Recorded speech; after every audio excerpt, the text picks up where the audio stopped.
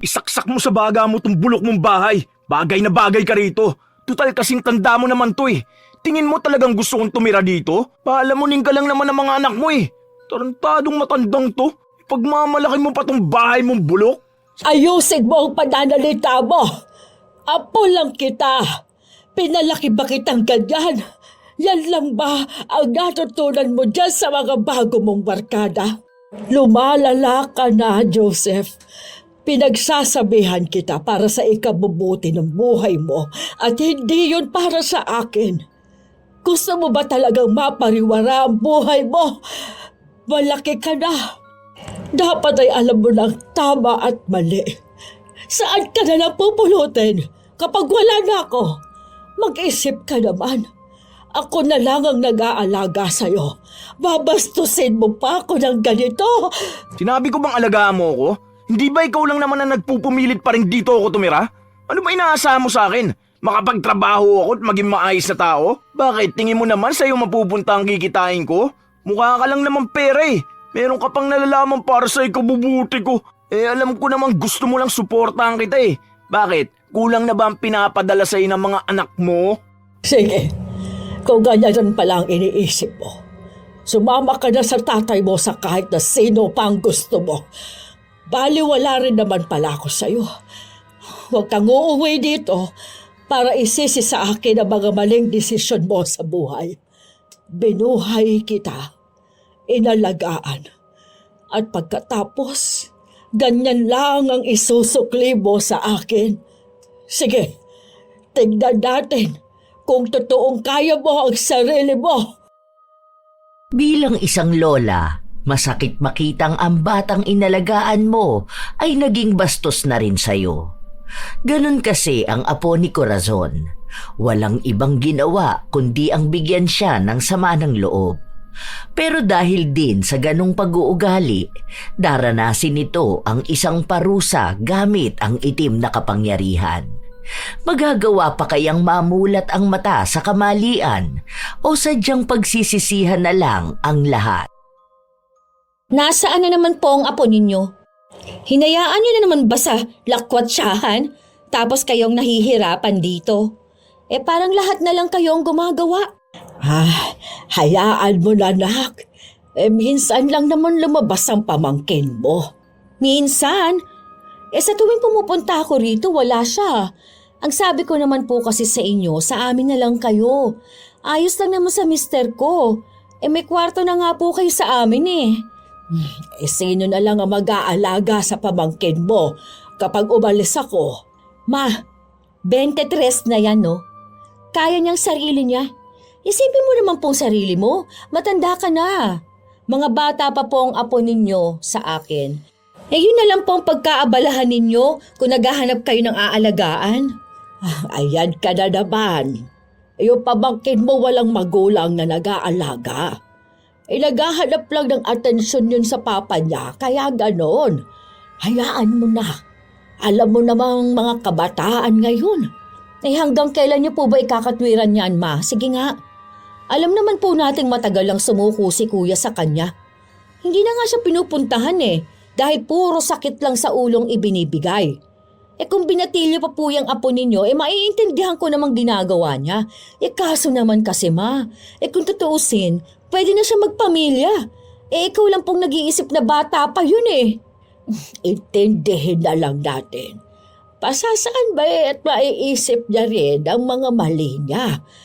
Kung basta ko na lang iiwanan yun, baka lalong mapariwara ang buhay ng pamangkin mo. Ako na nga lang ang pinakikinggan niya. Pinakikinggan ka nga ba? Parang hindi naman ma.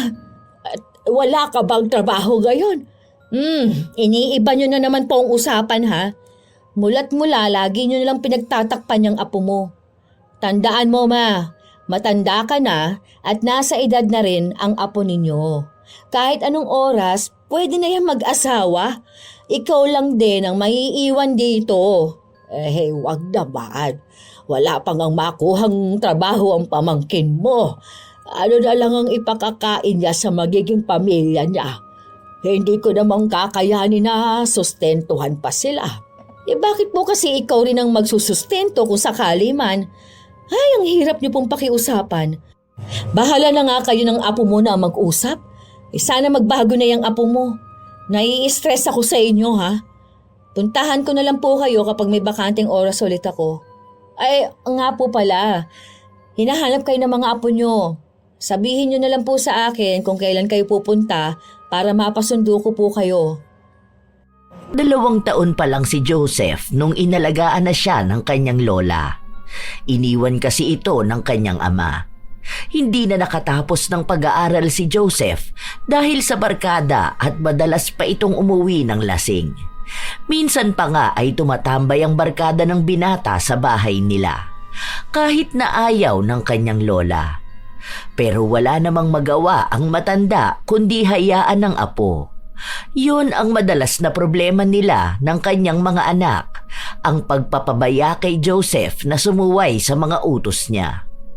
Nung gabi ring yun, nakita niya si Joseph na nagkakalkal. Oo, anong oras ka na naman umuwi? Matulog na nga kayo. Sisimulan mo na naman ako dyan sa sermon mo eh. Saan ka ba talaga nagpupunta? Ano ba pinagkakaabalahan mo? Sinabi mo sa akin na maghahanap ka ng trabaho. Pero hanggang ngayon, ay wala pa rin. Aba, 5 taon ka nagtambay.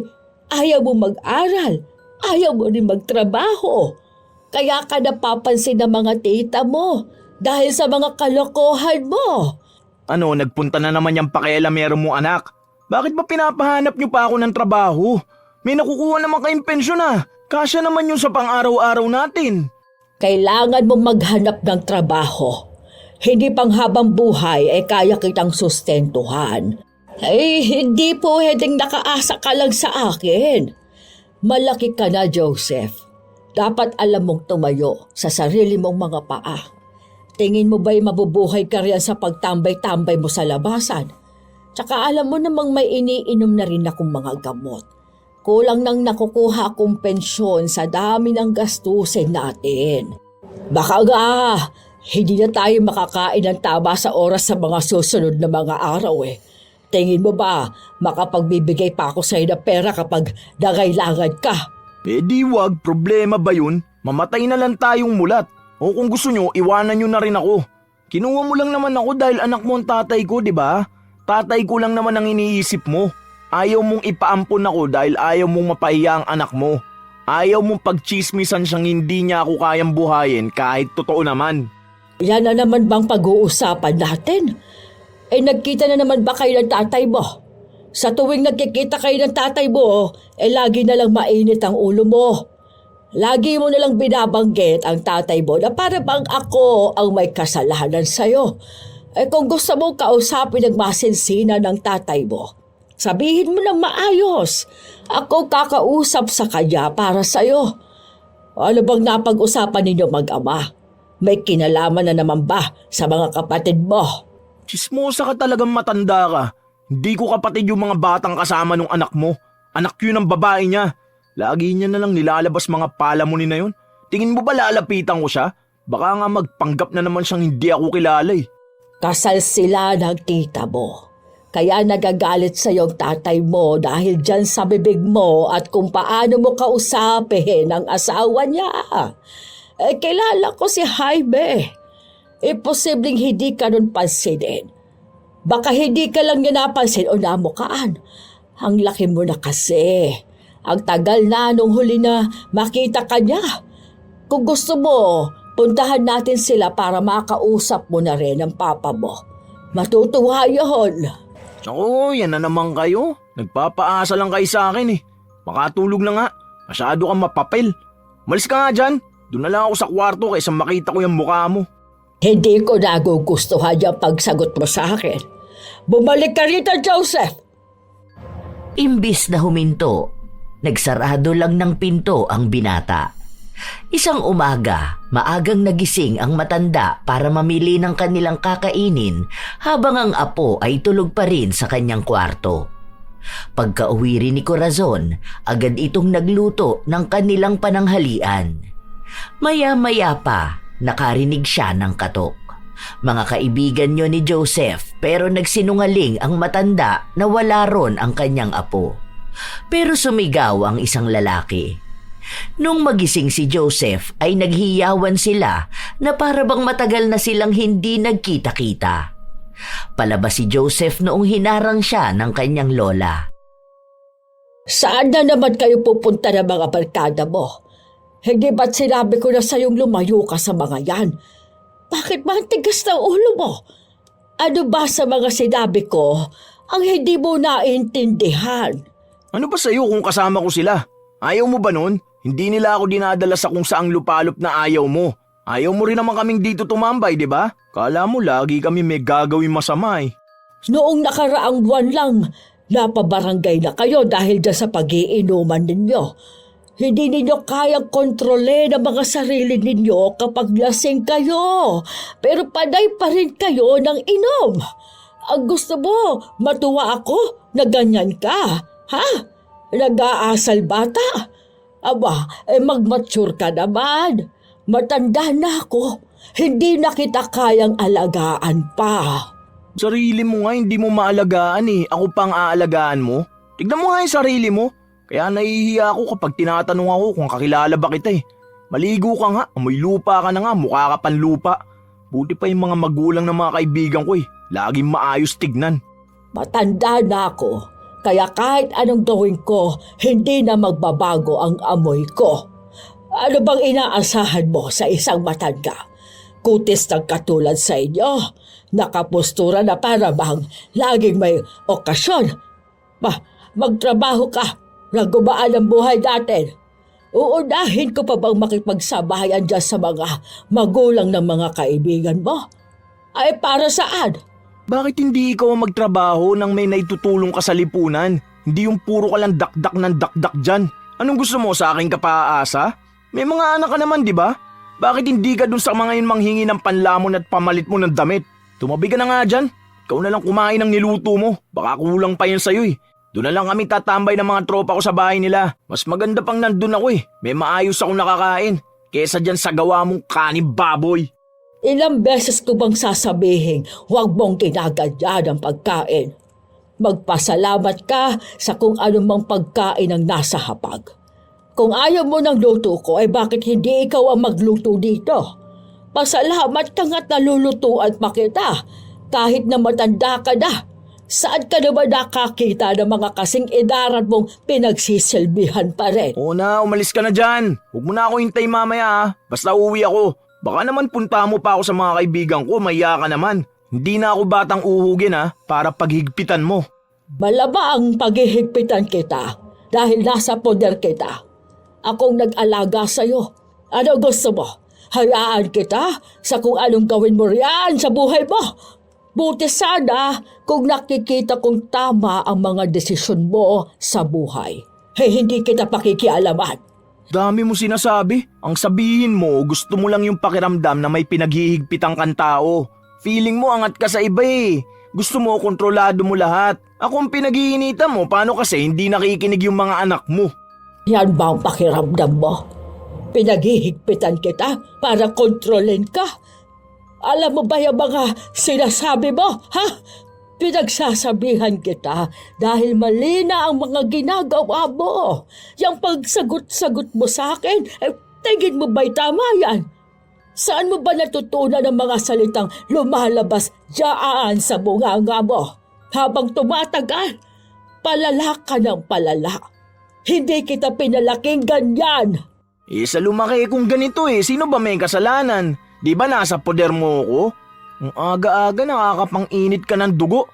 Diyan ka na nga, nihintay na ako ng mga kaibigan ko. Sagabal ka masyado. Masyado ka ng bastos, Joseph, ha?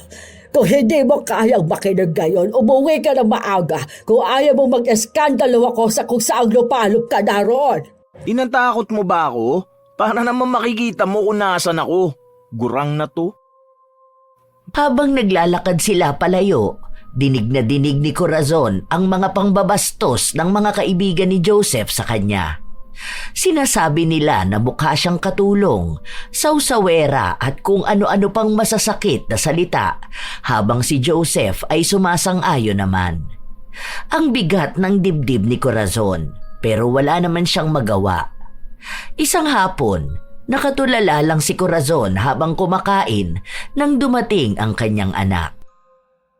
Ang aga nyo naman pong nagluto ng panggabihan ninyo. Ay, ikaw pala yan.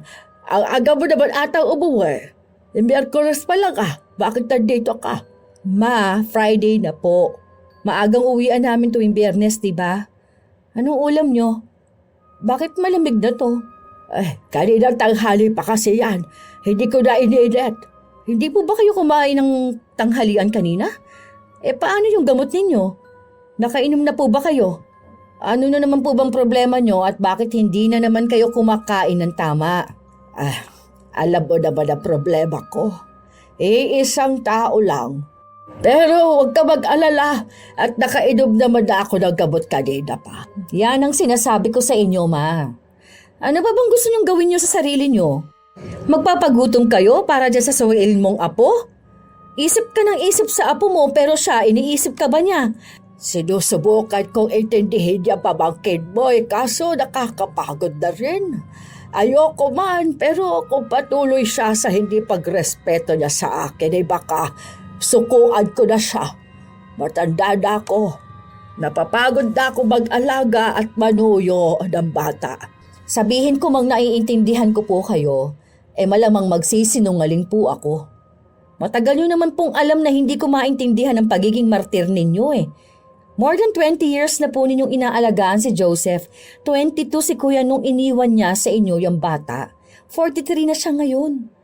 Kung tutuusin, pwede nyo naman pong ibalik si Joseph sa nanay niya bago pa po siya umuwi sa probinsya Pero sa halip na ibalik sa nanay, kinampihan nyo pa po si Kuya. Kayo yung kumuha. Dahil sinasabi ninyo na walang kakayahan yung babae na magpalaki ng bata. Ang sabi naman niya sa akin, kapag nakaluwag-luwag na siya, kukunin na niya si Joseph. Kaso noong nakapangasawa ng mayaman, ayun na nga. Kahit dalawin ang anak, hindi na nagawa. Huwag na nating anuhin kung ano man ang nangyari sa nakaraan, Ma. Yung ngayon na lang. Hayaan niyo na po ang apo ninyong mabuhay sa sarili niyang paraan. Matanda na yun. Kaya walang natututunan sa buhay yun kung hindi niya kaya mag-isa, di dun siya. Bumalik siya sa tatay niya. Kaso kung ganong ugali lang din naman ang hirap niyang pakisamahan. Ano gusto mong gawin ko? Palayasin siya. Saan siya magpupunta? Sa tatay niya nga po. Para naman madisiplina siya. O kung ayaw niya sa tatay niya, dito siya magstay. Okay lang, sige. O tapos kahit saan na po muna kayo. Para matutunan niya mabuhay nang wala kayo. Kung tutuusin, mas bata pang ang edad ko nung nangupahan ako mag-isa at nagtrabaho sa malayo. Magkaiba naman kasi kayo. Opo nga po, sinasabi ko lang, Ma. Alam ko naman, naaalagaan ako ng tatay at nanay ko. Siya, ikaw lang nag-alaga. Nasabi niyo na yan noon. Ako na lang ang kakausap dyan sa apo mo. Baka sa akin makinig yun. Ilang araw ding hindi umuuwi sa bahay nila si Joseph. Nung magtanong ang matanda kung nasaan si Joseph, lagi nilang sinasabi na hindi nila alam. Walang nagtuturo kung saan ito makikita. Nakikiusap na nga si Corazon dahil nag-aalala na siya sa kanyang apo.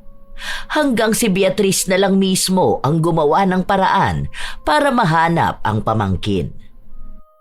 Ang sabi nila, ilang araw na raw silang hindi nagkikita-kita. Ay nako, saan na kaya napunta ang batang yun? Baka kung ano nang nangyari sa kanya, Beatrice. Ay, pinagsabihan ko na kasing huwag magsasama doon sa mga basagolero na kaibigan Baka naman napag-edita na siya ng mga nakaaway nila nung nakaraan. Hindi naman siguro. Sabi nila, nung huling nakasama nila si Joseph, nung sinundo nila sa bahay. Alam niyo raw po yun. Nakaraang linggo pa yun. Basta daw po nung araw na yon. O tapos sumama daw pong makipag-inuman si Joseph sa mga kaibigan niya pang iba. Sinabihan ko naman ng mga kaibigan ni Joseph na kung makita siya, pauwiin na kasi nag-aalala na kayo. Pero gusto niya pa pong hanapin siya. Pwede ko naman po kayong samahan. Hindi na. Umuwi ka na at hinihintay ka na ng mga anak mo. Andun naman po si Mike. Saka pwede naman ako mag-absent sa trabaho bukas. Bago pa man magsalita ang matanda, sakto naman na dumating si Joseph. Pulang-pula ito na halatang lasing na lasing.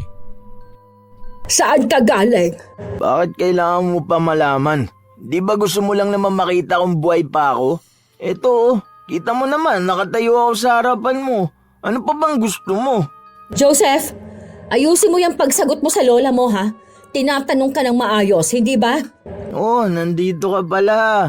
Buti naman naisipan mong pumunta dito. Hindi ka ba abala sa mga anak at asawa mo? Kahit abala ako sa kanila, labas ka na doon. Intindihin mong sarili mo. Saan ka ba nagpupunta? Kung saan-saan na kami nagtanong para lang mahanap ka.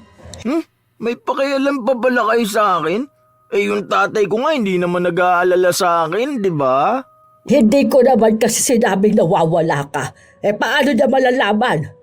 Isipin mo naman sana ako dito sa bahay na nag-aalala sa'yo. Palagi ka na lang ganyan. Intindihin mo naman kami, hindi yung puro emosyon mo lang ang paiiralin mo. Kung galit ka sa tatay mo, sa kanya mo ibunton ang galit mo. Hindi yung pag-aalalahanin mo ko. Akong naghahagilap sa'yo, hindi ang tatay mo. Kung sa bagay, ano nga ba dapat kong asahan sa irresponsable mong anak? Hindi ko nga rin alam bakit pa ako naghihintay ng balita dyan sa anak mo. Kung ayaw niya na ako makita, di wag. Sige na, masyado ka ng lasing. Pumunta ka na sa kwarto mo. Mag-usap tayo kapag bumaba na yung tama mo. Huwag niyo na akong pagkabalaan. May mga kaibigan naman ako eh. Hindi ba gusto niyo lumayo na ako sa mga kaibigan ko? Yan, maging masaya na kayo. May mga nakilala na ako mga bagong kaibigan. Baka naman may sabihin pa kayo ha? Joseph, hindi ko kailangan maghanap ka ng bagong kaibigang dadalhin ka sa mas mabaluktot na landas. Ayusin mo naman, Apo. Iniisip lang kita. Basta maging maayos lang kayo ng mga kaibigan mo, wala akong problema. Hindi tunay na kaibigan niyang mga yan kung dadalhin ka sa kasamaan. 5 araw kang nawala, Apo. Saan ka naman pumunta ng mga araw na yan? Sige nga, naiintindihan mo ba kung bakit hindi ko gusto ang mga kaibigan mo? Ha? Lasing kasi ko eh, hindi ko maintindihan eh. Akit na ako, bahala na kayo dyan. Hayaan mo na, Ma. Baka kung saan pa mapuntang usapan ninyo, alam mo naman yan kapag lasing. Kinabukasan, maaga pa lang gising na si Corazon. Nasa sala siya at naghihintay sa apo niyang magising. Kailangan niya kasi itong makausap. Maya-maya lang din, gumising na si Joseph. Ano bang ginagawa mo dyan? Nakaluto ka na ba? Nagugutom na ako. Hindi mo ako katulong, Joseph. Saan ka nagpunta? 5 araw kang nawala. Yan bang tinuturo ng mga bago mong kaibigan? Nagpalit ka ng kaibigan, pero mas malala. Wala ka bang makitang matino? Ay, buwisit naman. Ang aga-aga tapos ganyan na agad. Hindi mo man lang ako pagpahingahin. Pinauwi mo lang ba ako para sermonan? Tinatanong kita ng maayos, sagutin mo ako ng maayos. Nagpunta ako sa malayo para hindi mo ako makita. Gusto mo kasi lagi akong pagbawalan eh. Gusto ko matuto kang mabuhay sa sarili mo. Hindi kita pinagbabawalan dahil lang sa gusto ko. Ayan, 5 araw ako nawala. Ibig sabihin kaya kong sarili ko. Ano pa bang gusto mo? Kung saan man ako napadpad, wala ka ng pakialam dun. Lola lang kita, di ba? Panindigan mo ang pagiging lola mo. Huwag ka masyado mapapil. Daig mo pa ang tatay ko sa paghihigpit mo ah. Tingin mo ba mapapalitan mo ang nanay ko sa ginagawa mo? Akong nagpapakain at sumusuporta sa'yo. Kaya wala kang karapatang questionin ako. Yung mga nauna mong kaibigan, mga basagulero, laklakero, mga walang ibang alam gawin kung hindi ang mamerwisyo ng iba. Ano itong bago? Drug addict. Kaya ganyan ang itsura mo. Ganun ba? Ayokong malalamang nakikihalubelo ka sa mga yon. Subukan mo sumama sa mga bago mong kaibigan. Nagulat na lang si Corazon nung itaob ng kanyang apo ang lamesa. Pinalibag pa ng binata ang hawak niyang gamit. Putya naman, lahat talaga pinapakailaman mo eh no? Sinong gusto mong kasama ko? Ikaw? Kayo? Wala ba akong sariling buhay? Hindi lang kayo ang iikutan ng buhay ko. Lahat na lang bawal. Naghahanap kayo ng mabuting kaibigan? Wala nang santo sa panahon ngayon. Ano bang gusto mo mangyari sa akin? Maging mag-isa sa buhay, ha? Walang kaibigan gaya mo? Gusto mo ikaw lang lagi ang nasusunod eh. Ano bang pinagmamalaki mo sa akin? Itong bahay mo? Sige, basagin natin lahat to. Sirain natin to. Tumigil ka na! Ano, masaya ka ba? Binibigyan kita ng katuwaan, baka nabuboard ka ng mag-isa dito eh. Mga buwisit kayo! Buwisit ka! Oo, lahat kayo mga buwisit! Alam ko na sinusulsulang ka na naman ng anak mo. Ayaw nun sa akin kasi naiinggit sa buhay ko. Sige, pagtulungan nyo lang akong lahat. Ang tanda mo na, hindi ka pa nag-iisip. Abay, tarantado ka, bata ka ha! Lahat ng gamit dito ay pinundar pa namin ng lolo mo. Hindi para sirain mo lang. Hindi pa ikaw ang nagpapakain sa akin para sagot-sagutin mo ako ng ganyan. At kahit na ikaw pang nagbibigay ng panggastos dito, wala ka pa rin karapatan na ganyanin ako. Nakakapagod kang alagaan at intindihin. Eh di wag mo akong intindihin. Sinabi ko ba na intindihin mo ako ha? Lintik na buhay to. Mas nakakasawa ng makasama ka. Hindi ka ba nag-iisip, ha? Ilang taon kitang inalagaan, tapos ganito mo ako kakausapin? Binabastos mo ako palagi. Lagi mo ako minumura, sinisigawan. Hindi ka makausap na maayos. At tapos gayon, ayan, magbabasag ka ng mga gamit na hindi mo naman pinundar. Ano bang gusto mo, ha? Gusto ko? Gusto ko na mawala ka na. Ayaw na kitang makita. Wala ka naman na idulot na maganda sa buhay ko eh. Maghanap ka ng maayos sa trabaho. Makita lang kitang may nakakain at kaya mo ng buhayan ang sarili mo. Wala kang maririnig sa akin. Hindi kita pakikialaman. Dapat lang, makikita mo, hindi ako hihingi ng tulong sa'yo kahit kailan. Ilang araw rin ang lumipas na hindi binigyan ng sakit sa ulo ni Joseph ang kanyang lola. Maagang umuuwi at tila ba nagbago na. Halos naglalagi pa ito sa kanila at hindi nakikipagtalo sa lola. Isang hapong bumisita si Beatrice na nanghihiram ng alahas sa kanyang nanay para sa kasal na dadaluhan niya. Sakto nakaaalis lang din ni Joseph. Sabi ko na ba sa'yo, nakunin mo na dito sa bahay, hindi ba? Para hindi ka nanghihiram palagi. Magugulo pa kasi ang mga bata sa bahay, ma. Mahirap magtabi ng gamit at lahat nilalaro ng mga apo mo. Okay na yon para naman madalaw din kita, di ba? Kailangan mo pala ng dahilan para puntahan ako dito. Ganun ba? Joke lang po. Hindi na kayo mabiro, ma. Teka, bakit wala po dito yung may emerald na bigay pa ni Lola? Ginagamit niyo po ba yon? Andyan lang lahat ng yun Kanina pa po ako naghahanap dito, ma. Wala po. Tsaka parang kumunti itong alahas ninyo. Kulang na po bang panggastos nyo? Nagsasanla po ba kayo? Baka hiniram lang ni ate. Bakit ko naman isasanla yan? Bigay ng tatay at lola mo yan. Wala ring hinihiram ang ate mo. Ikaw tsaka si Joseph lang naman ang nakaalam kung saan ko inilalagay yan. Wala po akong kinukuha. Nasaan si Joseph? Baka naman naglinis siya tapos na mali lang siya ng pinaglagyan. Agad nilang hinanap si Joseph sa mga kaibigan nito pero wala silang alam kung nasaan ang binata at kahit tawagan, hindi rin ito sumasagot. Sa pakikipag-usap nila sa isa sa mga kaibigan ni Joseph, nalaman nilang ang halos kalahati sa bagong kaibigan ni Joseph ay gumagamit ng ipinagbabawal na gamot. Ilang beses na rin nilang inaawat at pinagsabihan si Joseph pero wala itong pinapakinggan. Sinumbong pa ng isang babae na nagpasama si Joseph na pumunta sa isang pawn shop sa kabilang barangay. Kinuha na lang muna ni Beatrice ang mga alahas bago pa maubos ni Joseph. Nung kinagabihan, naabutan ng binata ang dalawa na tila ba naghihintay sa kanya. Saan ka galing? Ano na naman problema mo?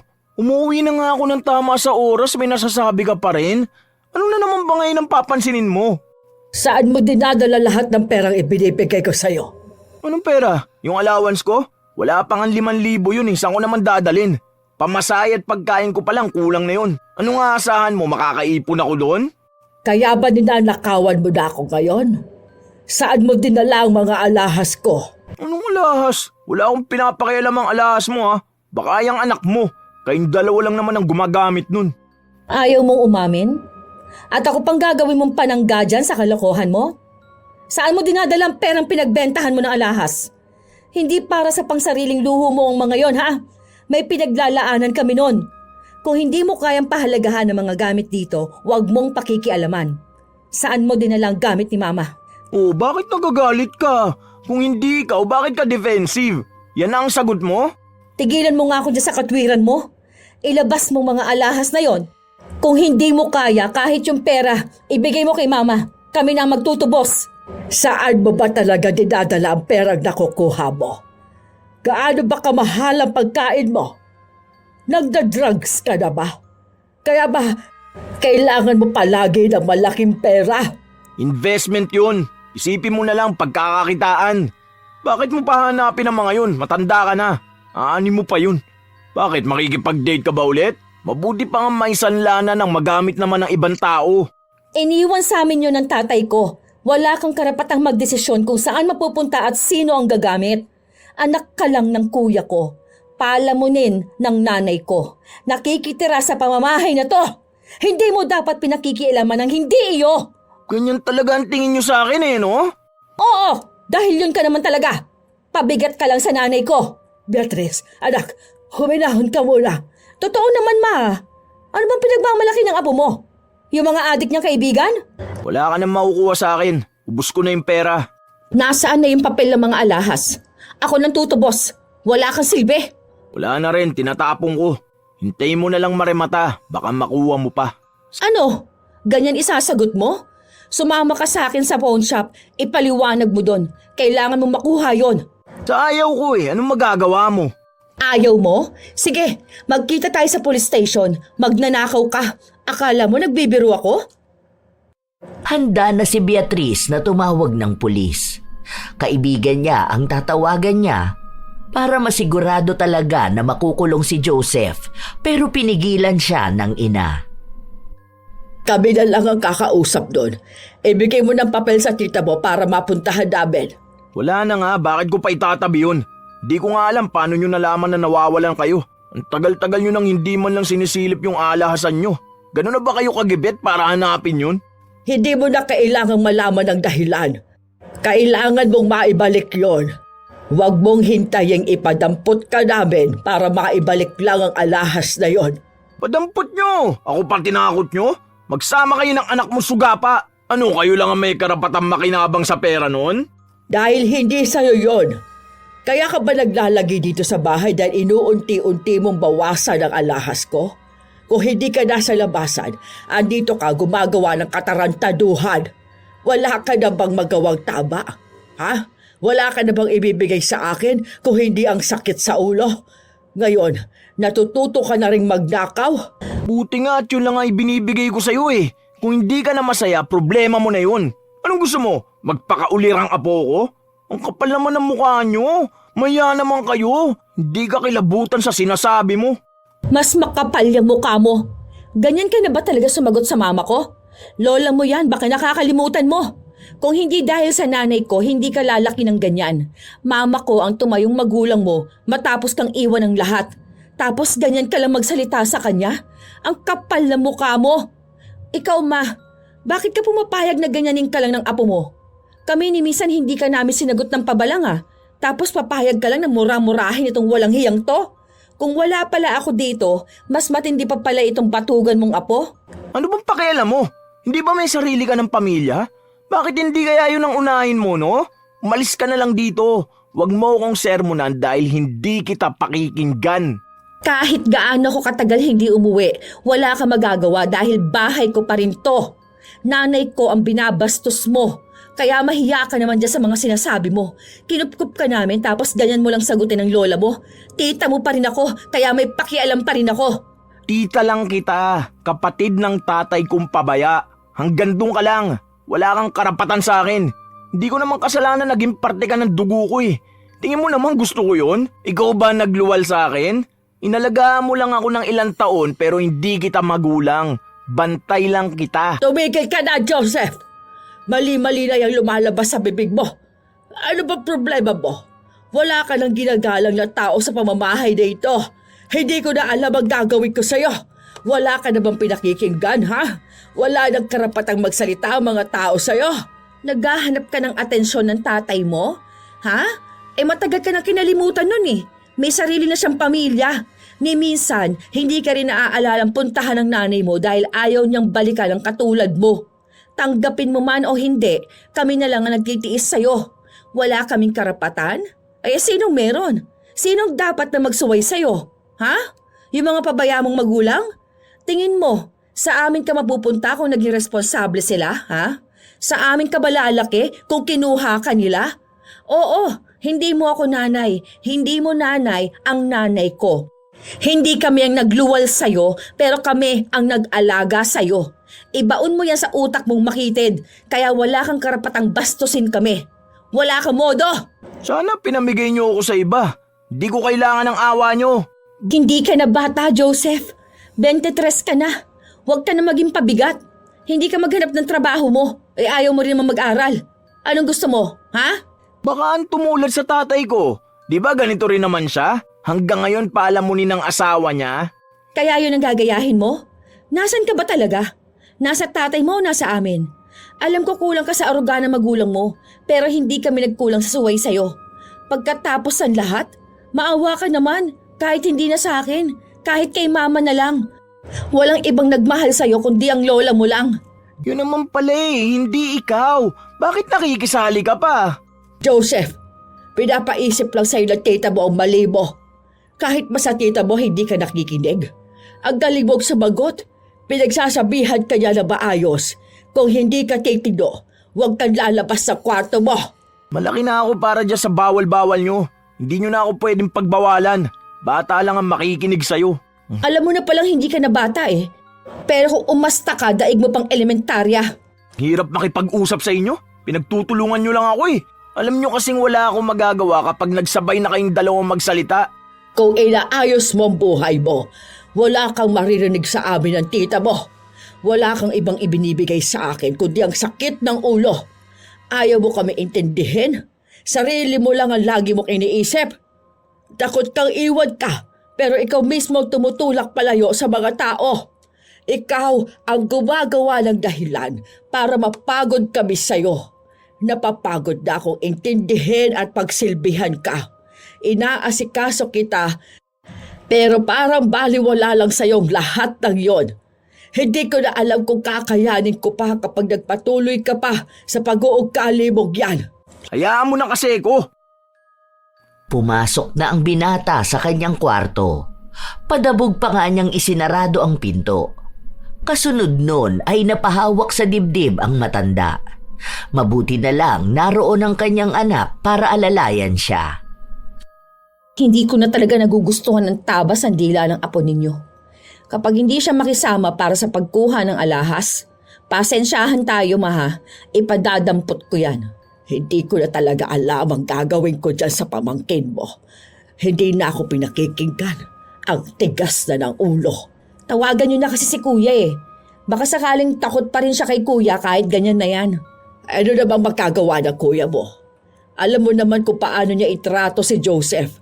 Nakikita ko naman kung paano niya ipamuka na pagkakamali lang yung bata. Hindi niya nga itinuturing na anak niya. Kung tutuusin nga sa edad na si kuya nung naging anak niya si Joseph. Pero sa halip na maging responsable, iniwan niya sa inyo para magbuhay binata. Halos kasing edad ni kuya nung si Joseph nang iwan niya sa atin eh. Ma, 17 pa lang ako. Ako na nag-aalaga sa kanya. Ilang taon na ako ngayon. Matagal na rin na hindi kinukuha ni kuya ang responsibilidad niya. Kung nabubuhay lang si Papa, hindi magiging ganito kagulo dito sa bahay. Hindi papayag yun na hindi magpakalalaki si kuya. Gagawa ako ng paraan para makapag-usap sila. Sana naman makinig siya. Napapagod na ako. Hindi ko alam kung kakayanin ko pang alagaan siya kapag patuloy sa ganito. Sabi ko naman kasi sa'yo ma, sa amin na kayo tumira. Ang hirap nyo rin kasing kausapin eh. Bahay ko ito. Marami akong gamit dito na galing pa sa tatay mo. Ano na lang ang mangyayari dito kung iiwan ko? Tingin mo maiiwanan ko ito sa pamangkin mo? Ganyang hindi na siya marunong makinig at magbigay importansya sa mga gamit ko. Ay baka pagbalik ko wala na akong babalikan. Ako na pong kakausap kay kuya. Baka naman puntahan niya. Ay hindi, kailangan niyang puntahan ang anak niya. Kinausap nga ni Beatrice ang kanyang kuya. Lumuwas pa galing sa kabilang probinsya ang ama ni Joseph nung nalaman niya ang pinaggagagawa ng anak sa ina. Sa halip na kausapin ng masinsinan, sinigawan at pinagsalitaan nito ng masasakit na salita ang anak. Sinabi nitong sana ay hindi na lang ipinanganak si Joseph. O kaya noong bata pa ito ay ipinamigay na lang siya sa ibang kamag-anak. O kaya ay hinayaan na lang bitbitin ng kanyang ina. Bahala na lang daw sana siyang naging palaboy sa kung saan, kesa alagaan pero walang modo. Alam mo kahit kailan, hindi ko rin namang ginustong ikaw ang maging tatay ko. Tingin mo ba proud akong sabihing anak ako ng isang pabaya at walang kwentang tao? Na ano, isa akong anak ng isang palamunin din na umaasa sa asawa niya na pagkatapos niyang buntisin ng isang 18 years old, iniwan niya na sa nanay niyang anak niya dahil takot siya sa responsibilidad. Takot siyang magpakalalaki. Ngayon ako pa nakakaya. Nasaan ako ngayon kung hindi ina ako ni Lola ang kapabayaan mo? Ikaw ang gumawa ng mali pero sila tita naglilinis ng kalat mo. Kaya mas basura ka pa sa akin. Kaya ka siguro hindi pinakasalan ng nanay ko eh. Kasi nakita niyang wala siyang magiging kinabukasan sa'yo. Ang mali lang nadamay ako. Ano, sasapakin mo ko? Sige, tuloy mo! Agad namang napatakbo ang matanda matapos na makitang umaamba ang anak na sasapakin si Joseph. Di ba yan lang ang kaya mong gawin? Kasi wala kang ibang alam gawin kundi ang manakit kapag hindi mo nakukuha ang gusto mo. Ganyan mo lang naman napapakita ang pagiging tatay mo sa akin eh. Pero ang responsibilidad mo sa akin, ang bilis mo lang kalimutan. Para kang walang anak. Kasalanan ko ba naglandi ka nang hindi ka pa handa? Nanangati ka? Naghanap ka ng kakamot dyan. Kung hindi mo sana inuna ang kati mo, wala ako ngayon dito. Iniwan mo ko kina Lola nang hindi mo iniisip kung kailangan ko ba ng tatay. Tapos pupunta ka lang kung kailan mo gusto? Kapag may kailangan ka? Kapag wala kang pera o kapag may uutos ka sa akin? Kapag kailangan mo nang aayos ng bubong nyo? Ganun na bang maging ama ngayon? Tapos isang araw pupunta ka dito, dala-dala ang anak ng ibang babae, tapos sasabihin mong anak mo at yung magiging asawa mo? Ako na sarili mong anak, hindi mo nagawang alagaan. Samantalang ibang bata, masaya ka pang buhat-buhatin. Walang iya. Putya naman oh.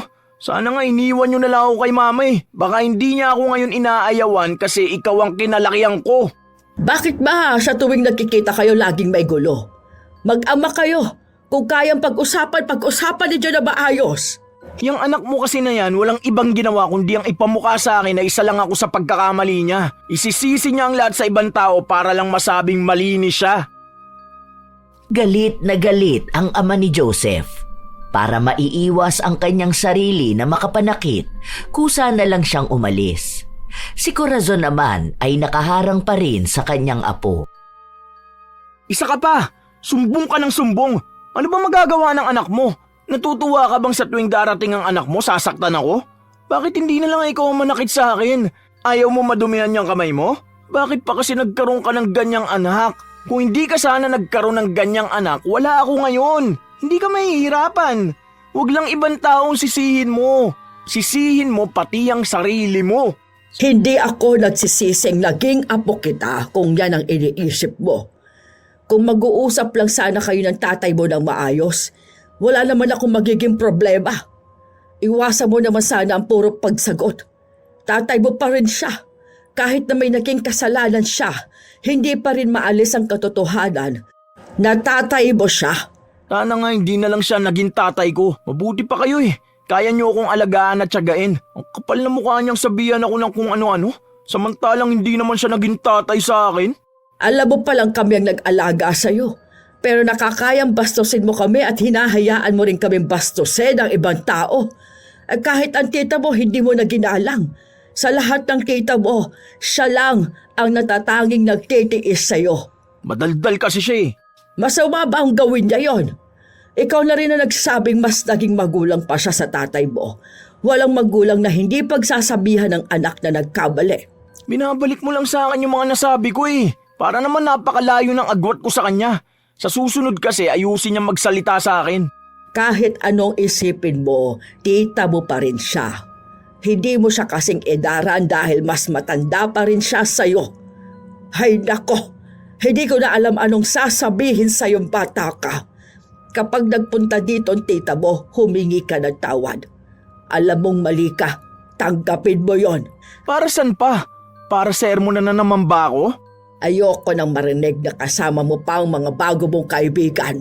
Maghanap ka naman ng maayos na kaibigan, Joseph. Tumatanda ka na. Basagulero, lasinggero, tambay at walang ginagawa. O tapos ngayon, ano tong nababalitaan ko? Nagda-drugs ka? Saan mo gustong pulutin? Sa bilangguan? Kaya mo ba ibinentang lahat ng alahas ko? Alam mong importante sa tita mong emerald na alahas ko. Bakit pati yon pinakialaman mo? Oo na nga, di ba? Huwag mo na akong daldalan. Naging matigas pa rin talaga si Joseph. Ilang araw pa ang lumipas, may nakarating na balita kay Corazon tungkol sa pinaggagagawa ng kanyang apo sa labas, kasama ang mga barkada niya. Nanggugulo raw sila sa iba't ibang mga bahay at naninira ng mga halaman, kaya nag-abang ang matanda sa pag-uwi ng kanyang apo. Pero naiinip na siya, kaya hinanap niya ito. Nung makita niya ay pinauwi niya. Naroon pa naman ang mga barkada ng binata, kaya napahiya siya sa ginawa ng kanyang lola. Ano bang ginawa mo, ha? Pinahiya mo ako doon sa mga tropa ko. Hindi ka rin kasi makaintindi. Sinabi ko na nga sa'yo, uuwi naman ako, di ba? Ganun bang gusto mo? Maging katatawanan ako? Bakit ba hindi mo balayuan ang mga lalaki na yon? Ang dami kong naririnig na balitang tungkol sa kanila. Natatakot lang ako sa buhay mo, apo. Baka madamay ka lang sa kanila. Magbago ka naman sana. Bakit kasi ang hilig mo makinig sa chismis? Kwento lang yun. Wala namang patunay na may ginawa kami mali, di ba? Gumagawa na nga ako ng paraan para may mapagkakitaan eh. Ganyan ka pa? Ikaw matanda ka, kung wala nga ibang pinagkakaabalahan, pumunta ka na dun sa anak mo. Hindi naman kita kailangan eh. Pati mga kaibigan ko pinakikialaman mo pa. Gusto mo lahat ng gusto mo susundin ko. Nilayuan ko na nga yung iba eh. Eto ka na naman ngayon. Ayaw mo ba makita may iba akong kasama? Magdusa ka dahil hindi pwedeng sa'yo lang tatakbo ang buhay ko. Gusto mo ikaw lang lagi kasama ko eh. Palibasa ang lungkot ng buhay mo. Nandito ka sa pamamahay ko. Kausapin mo ko na maayos. Matuto kang rumespeto. Hindi porket ilang beses ako hindi nagsalita tungkol dyan sa pananagot mo. Ayos na sa akin na ginaganyan mo ko. Saksak mo sa baga mo tong bulok mong bahay. Bagay na bagay ka rito. Tutal kasing tanda mo naman to eh. Tingin mo talagang gusto kong tumira dito? Paalamunin ka lang naman ng mga anak mo eh. Tarantadong matandang to. Ipagmamalaki mo pa tong bahay mong bulok. Ayusin mong pananalita mo. Apo lang kita. Pinalaki ba kitang ganyan? Yan lang bang natutunan mo dyan sa mga bago mong barkada? Lumalala ka na, Joseph. Pinagsasabihan kita para sa ikabubuti ng buhay mo at hindi yon para sa akin. Gusto mo ba talagang mapariwara ang buhay mo? Malaki ka na. Dapat alam mong tama at mali. Saan ka nalang pupulutin kapag wala na ako? Mag-isip ka naman. Ako na lang ang nag-aalaga sa'yo. Babastusin mo pa ako ng ganito. Sinabi ko bang alagaan mo ako? Hindi ba ikaw lang naman na nagpupumilit pa rin dito ako tumira? Ano ba inaasahan mo sa akin? Makapagtrabaho ako at maging maayos na tao? Bakit? Tingin mo naman sa'yo mapupunta ang kikitain ko? Mukha ka lang naman pera eh. Meron ka pang nalalaman para sa ikabubuti ko. Eh alam ko naman gusto mo lang suportahan kita eh. Bakit? Kulang na ba ang pinapadala sa'yo ng mga anak mo? Sige, kung ganyan rin palang iniisip mo, sumama ka na sa tatay mo o sa kahit sinong gusto mo. Baliwala rin naman pala ako sa'yo eh. Huwag kang uuwi dito para isisi sa akin ang mga maling desisyon mo sa buhay. Binuhay kita, inalagaan, tapos ganyan lang ang isusukli mo sa akin. Sige, tignan natin kung totoong kaya mo ang sarili mo. Ang kapal na mukha mo, samantalang pinapadalang ka naman ng tatay ko. Wala akong dapat maging utang na loob sa'yo. Pasalamat ka nga at sa'yo ko naiwan. May nakukuha kang pera. Ipagmamalaki mo yung ginagastos mo sa akin. Magmula ngayon, wag mo na akong papakialaman. Baka gusto mo maputol sustento mo sa tatay ko. Pag ako hindi nakapagtimpi sa'yo, makikita mo. Tingin mo ba talagang pinapadalhan ka pa ng tatay mo, ha? Matagal lang hindi nagpapadala ang tatay mo. Isusumbat mo sa akin ang kakarimpot na padala ng tatay mo sa akin noon? Tingin mo'y sapat yun sa pang-araw-araw mo? Sa'yo palang kulang na yun. Ganyan mo ako pagsalitaan. Ayaw ko lang magalit ka ng sobra-sobra sa tatay mo kaya hindi ko sinabi sa'yo. Tumigil ka sa pagpapadala ang tatay mo. Halos 10 taon na. Pasalamat ka sa tita mo. Dahil kahit anong mangyari, sinusuportahan ka pa rin niya. Kahit matapos mo siyang sagot-sagutin, sa ganyang ginagawa mo, tingin mo may magtitiis pa sa'yo? Hindi ko alam kung saan mo napulot yung ganyang pag-iisip. Kung saan mo nakuha ang ganyang pag-uugali. Pasaway ang tatay mo, pero ni minsan, hindi siya naging bastos sa magulang niya. Hindi mo na kailangan magtiis. Total wala naman akong binibigay sa'yo kundi sakit ng ulo, di ba? Hayaan mo, babayaran ko lahat ng ginastos mo sa akin. Di ba yun lang naman ang gusto mong marinig? Hindi ka lalabas. Dito ka lang. Nagbatigas pa si Joseph, kaya nasaktan niya ang kanyang lola. Hindi na siya lumingon kahit na nasa sahig na ang matanda. Wala naman siyang pakialam sa kanyang lola. Mabuti na lang ay may mga kapitbahay sila na nagdala sa ospital sa matanda. Kaya nung nalaman ni Beatrice ang dinanas ng ina, galit na galit ito. Hindi niya pinaalam sa ina na lumapit siya sa mangkukulam para lang maparusahan ang kanyang pamangkin. Hindi na nila ito madadala sa maayos na pakiusapan. Matigas ang ulo, kaya dapat na itong parusahan. Ilang araw na hindi nakauwi si Corazon dahil nasa ospital siya, kaya si Beatrice ang umuuwi sa bahay para mag-asikaso roon. Habang nagluluto siya, umuwi si Joseph. Grabe, sakit ng leg ko. May stiff neck yata ako. Anong pagkain? Pagkain to ni Mama. Wala kang pagkain dito. Grabe ka naman sa akin. Di mo man lang ako mabigyan dyan. Dami naman yan niluluto mo. Mauubos nyo ba yan lahat? Huwag kayong suga pa ha. Hindi talaga kita bibigyan. Kapal naman ang mukha mo, di ba? Tabi nga dyan. Ikaw ang dahilan kung bakit nasa ospital si Mama. Kung hindi ka lang naging masamang apo sa kanya. Alam mo, sa mga ginagawa mong ganyan, ewan ko na lang kung anong mangyayari sa future mo. Bakit ba lagi kayo nag-aalala sa future ko?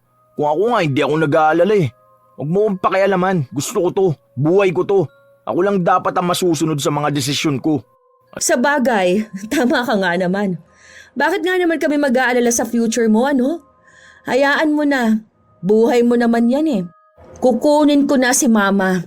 Kaya dito ka na muna mag-isa sa bahay na ito. Pero sa susunod na linggo, kukunin ko ng mga gamit dito. Tapos susunod na buwan, ipagigiba ko na tong bahay. Saan naman ako titira ha? Aba, malay ko. Matanda ka na. Kaya mo ng sarili mo. 23 nga ako nung nakabili na ako ng bahay ko eh. Bahala ka na dyan. Maghanap ka ng kaibigan mo magpapatuloy sa'yo sa bahay nila. Hindi ka namin kargo. Gusto mo dun ka sa tatay mo. Wag lang sa amin. Dahil baka mapaagang buhay ng nanay ko dahil sa konsumisyon niya sa'yo. Grabe rin naman yung ugali mo eh no? Napakasama mong tao. Ganyan ka ba talaga ha? O parehas lang tayo. Ipinapakita ko lang sa'yo kung ano yung dapat. Wala ka namang pinakikinggan sa amin eh. Buhay mukha mo yan, di ba? Harapin mo yan mag-isa. Hindi nagbibiro si Beatrice dahil kahit na ayaw ng kanyang ina, wala itong nagawa. Hindi kasi makabangon ang matanda. Muntika na itong mamatay. Kung hindi lang daw ito nadala agad sa ospital, baka wala na itong buhay. Kaya galit na galit si Beatrice. Noong nakuha niya na ang mga gamit, walang natira na kahit na ano para kay Joseph. Ang gamit na lang niya ay ang mga damit niya. Anak ko, huwag mo nang ibenta yung bahay at lupa natin. Alam mo naman kung gaano yung kahalaga sa akin, hindi ba? Alaala sa akin yun ng papa ninyo. Hindi ko naman yun ibebenta, ma. Sinabi ko lang na ipagigiba ako. Pero kinuha ko lang talaga lahat ng gamit mo doon para walang maiwan na kahit na ano doon sa apo mo. Nakakaawa naman ang apo ko. Ikaw talagang may kasalanan, ma kung bakit siya ganon. Ikaw yung kasama niya, tapos sinotolerate mo siya. Hindi pwede yung ganon, ma. Hindi niya magagawang harapin ang sarili niyang buhay kung hindi mo siya hahayaan na mag-isa. Matuto siya. Hindi pwedeng habang buhay kanyang babastusin. Kasi kung hindi kanya kailangan, kami kailangan ka namin, ma. Sinubukan ni Beatrice na dumalaw sa kanyang pamangkin para lang makita kung ano bang ginagawa nito. At para na rin makita kung ano ang naging epekto ng kulam kay Joseph. Grabe ang sakit talaga. Hindi na gumaling-galing tong stiff neck ko. Siguro ganti yan ng langit sa'yo dahil napakasama ng ugali mo. Pwede bang tumahimik ka? Sakit! Nakita mo na? Walang-wala ka na nga, tapos nasasaktan ka na, pero anong ginagawa mo? Panay ka pa rin sagot, no? Bakit kaya leeg pa? Dapat pala dila mo na lang yung naparusahan. Para maputol, ganon. Kung nandito ka lang para makita ako nasasaktan, umalis ka na. Lintik! Pwisit naman talaga. Animal, hindi pa matanggal tong sakit na to. O ano, may lilipatan ka na ba? Gigibain na tong bahay ha? O saan kanyang pupunta? 1 linggo pa lang na hindi mo kasama si lola mo mukha ka ng pulubi. Ano, hindi ka na ba makakain na maayos? O paano? Wala naman kasing nag-aalaga sa'yo kundi ang lola mo lang. Tapos sa lahat pa ng tao, siya pang sinasagot mo. Kaya ko ang buhay ko. O sure ka na ba? Ay di lumayas ka na pala dito. Hindi ka ba naawa sa akin? Kada gagalaw ko sobrang sakit ng leg ko. Kapag nakahiga naman ako, mas lalong sumasakit. Hindi ko na nga alam kung anong gagawin ko Bakit naman ako maaawa sa'yo ha? Sa nanay ko nga hindi ka naman naawa, di ba? Okay lang yan. Ganyan talaga mga swail na apo. Kapag bastos ka sa nakatatanda sa'yo, may kaparusahan talaga. Mukhang hindi naman yan gagaling agad. Lalo na kung bastos ka pa rin. Ilang araw pa ang lumipas, nababalitaan na lang ni Beatrice na laging araw iniinda ni Joseph ang sakit ng kanyang leeg. Hindi raw ito gaanong makalabas ng bahay dahil hindi siya makagalaw. Walang kaibigang tumutulong sa kanya. Wala ring kahit na sinong kamag-anak ang naaawa sa kanya. May pera si Joseph at yun na lang ang tinitipid niya para kahit na paano makakain siya. Dahil siya na lang mag-isa sa buhay, hindi niya alam kung paano siya kikilos. Wala siyang alam dahil lahat ay inaasa niya sa kanyang lola noon. Anak ko, punta ka sa pamangkin mo. Tapos bigyan mo naman siya ng pagkain niya doon. May ulam akong itinabi. Hindi ko yun kinain para ibigay mo na lang sa kanya. Sige na, kawawa naman siya doon. Tapos mag-isa lang siya sa bahay. Yan ang problema sa inyo, ma. Kaunting paawa lang ng apo mo, awang-awa ka naman na kaagad. Hayaan mo siya. Dapat matuto na siyang kumita ng sarili niyang pera. Masakit ka raw ang leeg niya. Hindi nga siya makakilos ng maayos. Tulungan mo lang naman sana siya. Sige na, anak ko. Huwag mo na muna ang kausapin yan ha. Naaalala ka lang naman nun kapag walang-wala na siya Sabi niya hindi kanya kailangan, di ba? O panindigan niya. Hindi yung ganyan na nahirapan lang siya, tatakbo na siya sa'yo. Galing naman niya. Nung ikaw nga muti ka nang mamatay, wala naman siyang pakialam, di ba? Bahala siya. Ilang beses na nakiusap si Corazon sa kanyang anak na tulungan nga si Joseph, pero ayaw ni Beatrice. Kahit pa sabihin na naaawa siya sa pamangkin, hanggat hindi niya ito nakikitang nagbabago at nagsisisi, hindi niya ito tutulungan. Isang beses pa, sinadya ni Beatrice na pumunta sa bahay kung nasaan si Joseph. Mukhang hindi pa siya nakikita, pero dinig na niyang umiinda ito. Sakit talaga ng leg ko. Pati ba naman pagkilos dito sa bahay hindi ko pa magawa? Bakit ba ganito ang nangyayari sa akin? Bakit ako pa? Hindi naman dapat ganito ang buhay ko kung hindi dahil sa walang yan tatay ko na yun Buwisit sila lahat. Ang sakit. Kahit na anong hilod ko, hindi naman to gumagaling. Mas lalo pa yata lumala eh. Ayoko na. Grabe. Kahit konting lingon lang hindi ko magawa. Hindi nagsalita si Beatrice pero nakagawa siya ng ingay kaya agad na napalingon si Joseph. Napamura naman ang binata dahil sa biglaan niyang paglingon na halos magbigay ng kilabot sa buo niyang katawan. Sobrang sakit kasi ng nararamdaman niya. Buisit, ano bang ginagawa mo rito? Sakit tuloy ng leg ko. Bigla akong lumingon eh. Aray ko, grabe. Aray. Hindi ko naman sinabing lumingon ka kaagad, di ba? Ang laki ng pinayat mo, ah. Ano, di mo na kaya, no? Wala kang pakialam. Tingnan mo, hirap ka na sa buhay at nasasaktan ka na, pero ganyan ka pa rin makipag-usap sa akin. Bastos ka pa rin. Wala ka naman ding may tutulong sa akin, di ba? Aray, sakit talaga. Paano mo naman nasabi na wala akong may tutulong sa'yo, ha? Ang taas kasi ng pride mo. Hindi ka marunong tumanggap ng sarili mong pagkakamali. Alam mo, mahihirapan ka sa buhay mo. Wala kang ibang gagawin kundi ang sisihin ang tatay mo. Bakit? Totoo naman ah. Totoo naman na nagkulang at nagkamali ang tatay mo. Pero hindi niya hawak ang buhay at kinabukasan mo. Ikaw na ang may kasalanan kung bakit ganyan ka. Inalagaan ka namin, minahal ka namin, pero ikaw ang pumili ng landas mong ganyan.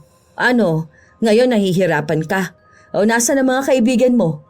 Wala naman, di ba? Lalapit ka pa rin sa lola mo. Yung lola mo na munti ka na mamatay ng dahil sa'yo. Sama ng ugali mo.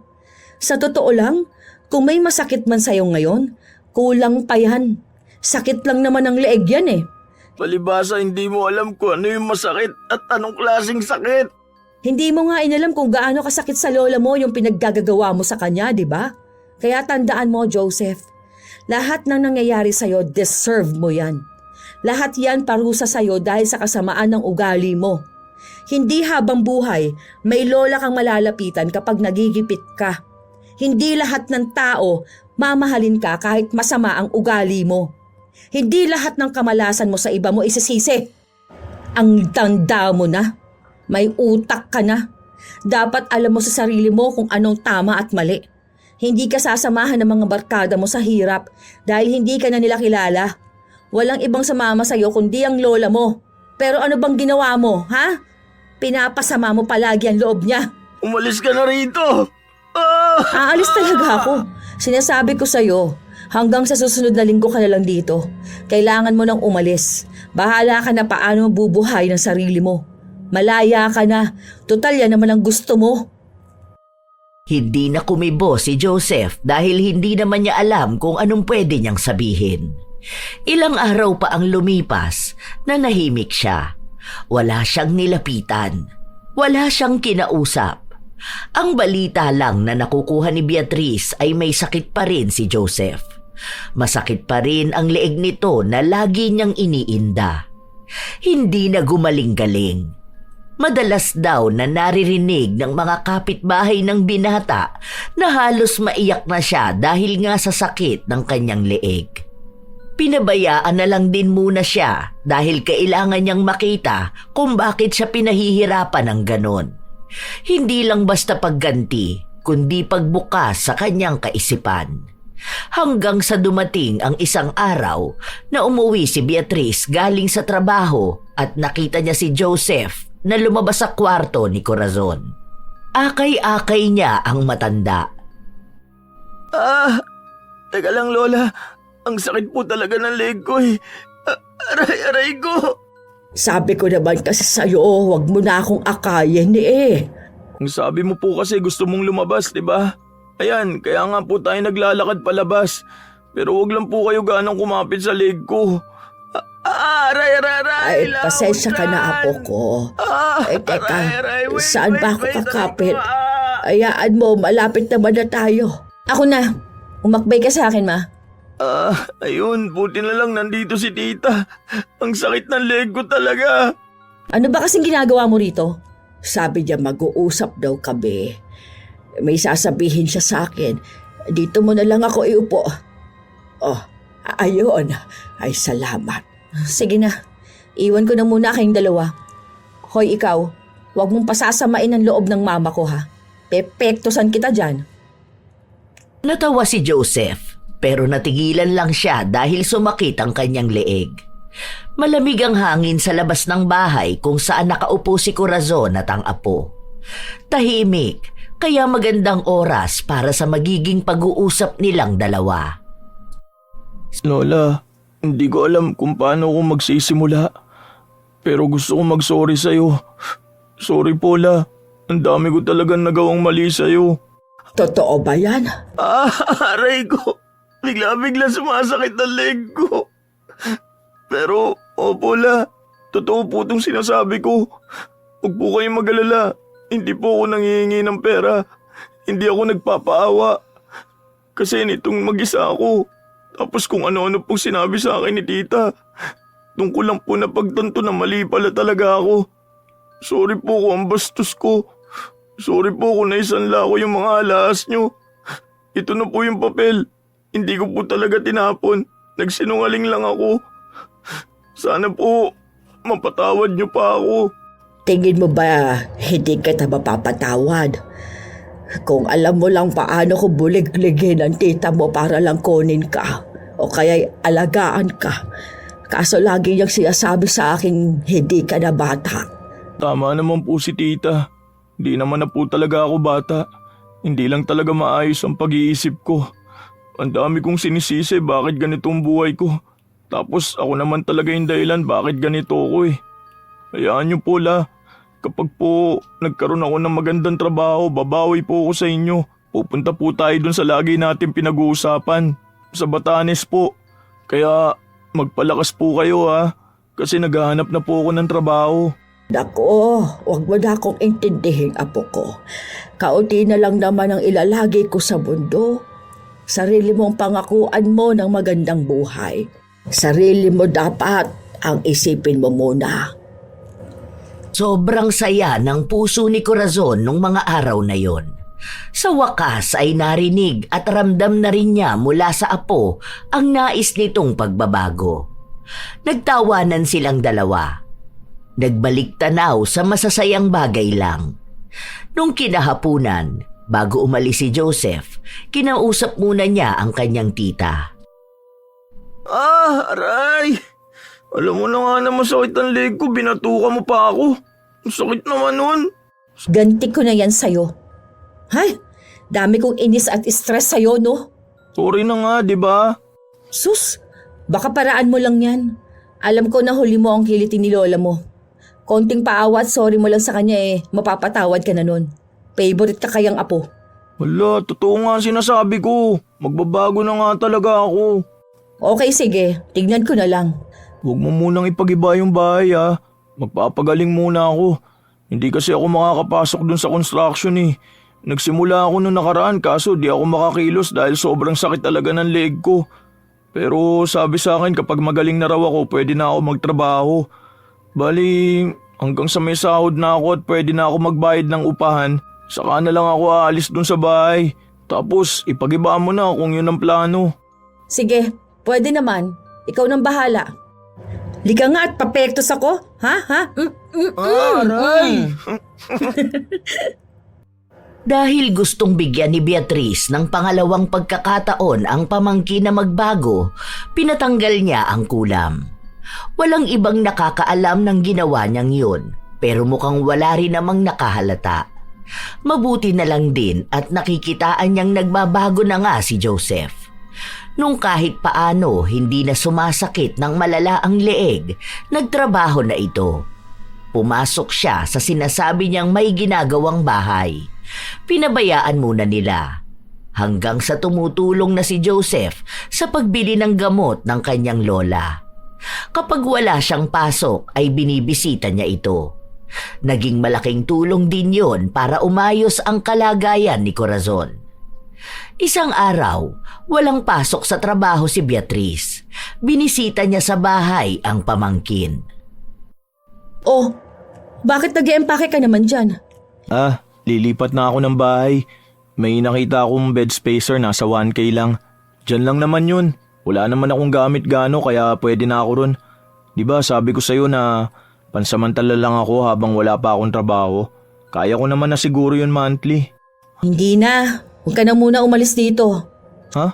Bakit? Akala ko ba ipapagibaan nyo na to? Siyempre, hindi yun totoo, no? Bahay to ni Mama. Tapos dami niyang alaala dito. Lalo na pinatayo nila to ni Papa. Huwag ka na umalis dito. Basta alagaan mong maigi tong bahay, ha? We, totoo ba? Oo nga. Tsaka baka bumalik na si Mama dito. Ang ligalig doon sa bahay. Miss na raw niya itong bahay. Malamang, ikaw naman talaga ang miss na miss nun. Kaso baka hindi mo maalagaan yun, ha? Aalagaan ko si Lola. Kailan siya lilipat? Para tutulong ako maglipat ng mga gamit. Next week sana. Pero uunahin na muna yung mga gamit. Sige, sakto yun kasi next week ko pa maipapakabit yung kuryente. Naputulan nun, di ba? Kasi pabigat at palamunin lang ako. Ngayon may hindi na, no? Oo nga pala. Nakausap mo na papa mo? Opo, okay naman na kami. Nagsorry ako. Tapos ayun, nagsorry din naman siya. Sana nga, okay na talaga kami. Ang dami ko pang babaguhin sa buhay ko. Okay lang yan. Bata ka pa. May panahon ka pa para makapagsimulang muli. Basta ha, sinasabi ko sa'yo, huwag ka na makikipagbarkada ulit doon sa mga basagulero mong tropa nun. Oo naman, nagbabago na nga, di ba? Aray, bakit mo na naman ako binatukan? Wala. Check ko lang kung totoo ba ito at hindi pa naginip. Nagtawanan lang silang dalawa at nagbiruan. Magaan na ang pakiramdam ni Joseph. Doon niya lang din napagtanto na mas masaya pala ang ganong buhay kaysa sa buhay na ginagawa niya noon, na puro barkada. Ibang kalayaan na nagdala sa kanya sa kapahamakan. Mabuti na lang din ay nagbago siya. Natuto siya sa mga pagkakamali na minsang inakala niyang tama. Naging maayos sila ng kanyang ama. Nakasama niya rin ang mga kapatid niya, lalo na kapag bumibisita siya roon. Hindi katulad noon na tuwing magkikita sila ng ama ay lagi na lang silang nag-aaway. Nung bumalik na rin si Corazon sa bahay nila, naging maalaga na ang kanyang apo. Lagi itong atat umuwi para makasama siya. Mas lalong sinusulit ni Joseph ang mga oras na kasama niya ang kanyang lola. Bumabawi talaga siya, lalo pat maraming oras din ang nasayang noong mga panahong binabastos niya lang ito. Gusto niyang ipakita lalo kung gaano niya kamahal ang lola. Minsan, may mga tao talaga na hindi marunong gumalang sa kanyang nakatatanda. Nakakasanayan ang pagsagot-sagot hanggang sa akala nila'y normal na lang ang maging bastos. Hindi nila namamalayan na sa bawat salitang binibitawan, unti-unting nababawasan ang respeto. Matutong huminto at makinig. Hindi lahat ng pagtutuwid ay paninira at hindi lahat ng paalala ay pang-aapi. Ang paggalang ay hindi kahinaan, kundi tanda ng tamang pagpapalaki at malinaw na pag-iisip. Kung kaya mong ipaglaban ang sarili mo, mas kaya mong piliin ang maging mahinahon. Tandaan na ang bastos sa pinanggalingan kadalasang naliligaw sa patutunguhan. Naway wala sa inyo mga apo ko ang bastos sa kanilang mga lolo't lola. Mahalin niyo sila. Dahil hindi lahat ng tao ay nakaranas ng pag-aalaga na gaya ng ginagawa nila sa inyo. Kayo ba mga apo, may maibabahagi din ba kayong kwento tungkol sa inyong mga lolo at lola? Maaari nyo yang ibahagi sa amin. Naway may aral kayong natutunan sa ating bagong kwento.